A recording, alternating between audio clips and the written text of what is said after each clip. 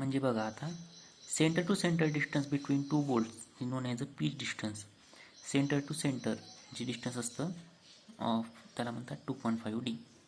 Okay, ते आपण काढू शकतो. 2.5 into d is equal to 2.5 into 20. त्याची D20 आपली डायमीटर आहे इज इक्वल टू 50 mm आलं. ओके, सिम्पल आहे. ह्याच्यात आपण व्हॅल्यू पुट केलेत. आता P/3DH वजा 0.25 हे केलं की आपल्याला 0.51 हे भेटून जाईल. तसंच FUB आपण FU त्याची व्हॅल्यू येते 0.98. ही व्हॅल्यू फिक्स असते आणि 1. आता ह्या सगळ्या व्हॅल्यूपैकी जी सगळ्यात कमी व्हॅल्यू आहे ती आपल्याला घ्यावी लागते. 5.30, 0.51, 0.98 आणि 1. ह्या सगळ्यांमध्ये 0.51 ही सगळ्यात कमी व्हॅल्यू आहे, त्यामुळे आपण ही व्हॅल्यू घेतली.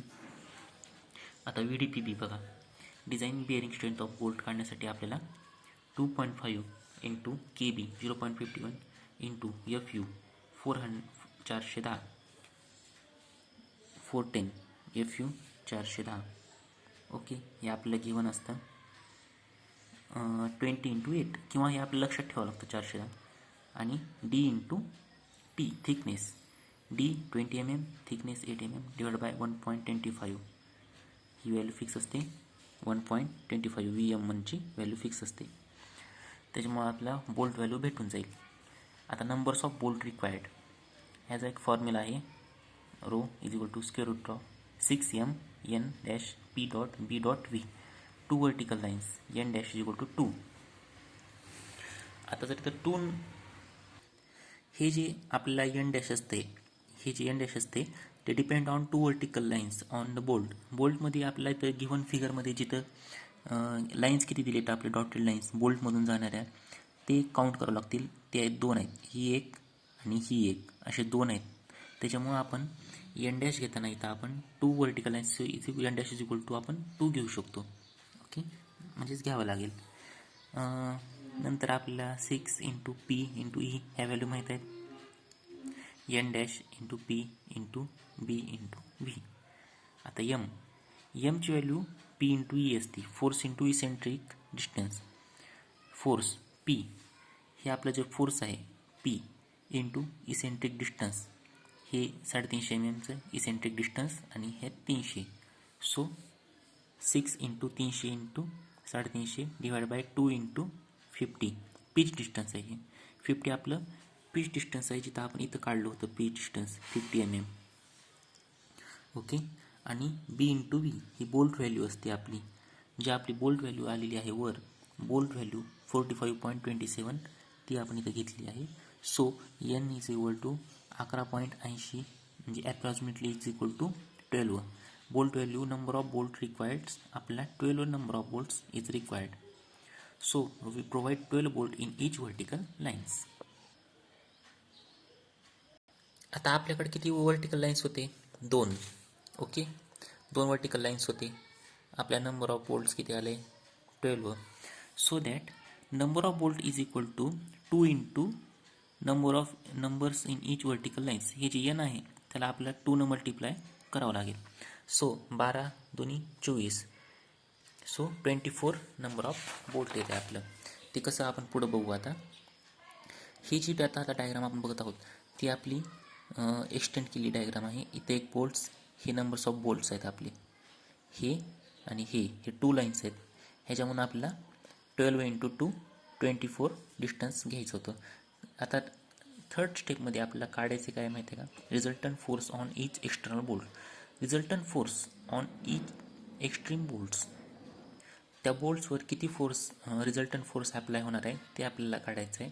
आणि ते आपण 2 प्रकारे काढणार आहोत. त्याच्यामध्ये 2 प्रकार आहेत, F1 F2, जे की आपल्याला पुन्हा कॅल्क्युलेशनसाठी लागणार आहेत. पहिल्यांदा आपण F1 काढू. F1 म्हणजेच काय असते? Force on bolt due to direction. डायरेक्शनमुळे आपलं जे फोर्स अप्लाय होणार आहे बोल्टवर ते आपण काढावं लागतं. ते कसं आहे माहिती आहे का? P/N. P force on a plate, ती किती होतं आपलं? 350 kN होतं. ओके, आणि N मी आत्ता मगाशी म्हणलो ते 24. 12 2 24. ओके, F1 निघालं which is less than bolt value. Bolt value आपली ॲप्रॉक्सिमेटली किती होती? 45.27 होती bolt value. So it is less than bolt value. Okay, then force on bolt due to torsional movement. टॉर्शनल मुवमेंटमुळं बोल्टवर काय फोर्स येतो ते काढण्यासाठी आपल्याला काय करावं लागेल, F2 is equal to P upon E into RN upon आरचा स्क्वेअर. ओके, आता आर स्क्वेअर काढण्यासाठी radial distance of critical bolt, RN means इथं जे आपलं RN आहे ते RN means radial distance of critical bolt. Radial distance of critical bolt. आता ते कसं काढायचं मी तुम्हाला सांगतो. रॅडियल डिस्टन्स म्हणजे ह्या सेंटरपासून ह्या बोल्टचं जे डिस्टन्स असतं ते रॅडियल डिस्टन्स असतं.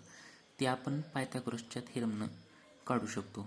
कसं, आता हे बघा, हे बघा आर स्क्वेअर ए बी आणि आर स्क्वेअर, ही जी साईड आहे आपली ही आपण आर स्क्वेअर म्हणू शकतो. ही रेडियस ए बी, ही ए डिस्टन्स, ही बी डिस्टन्स.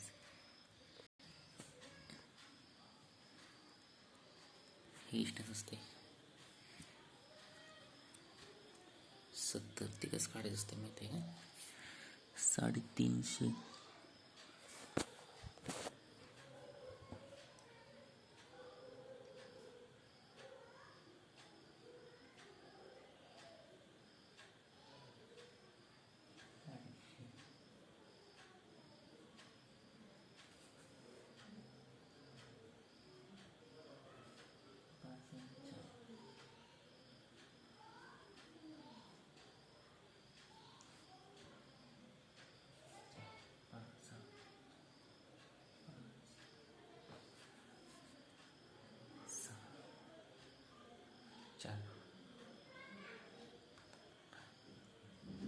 चार 5 6 7 8 9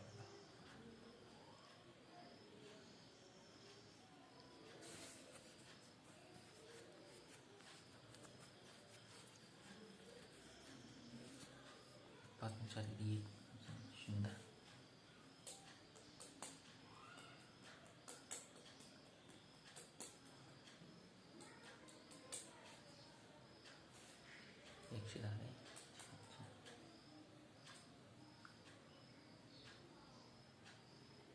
टोटल 140.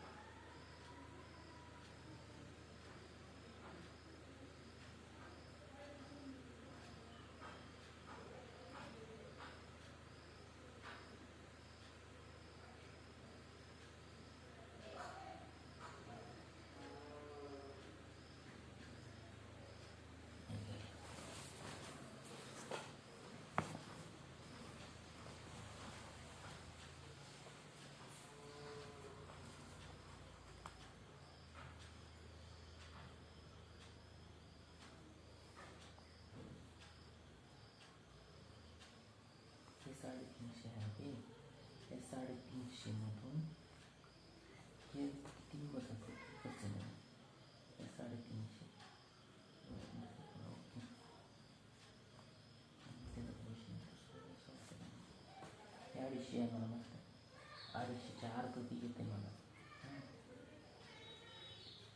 पीच डिस्टन्स माहिती आहे बघा काय असतं. बोट टू बोट 50. ई कसं सॉरी 300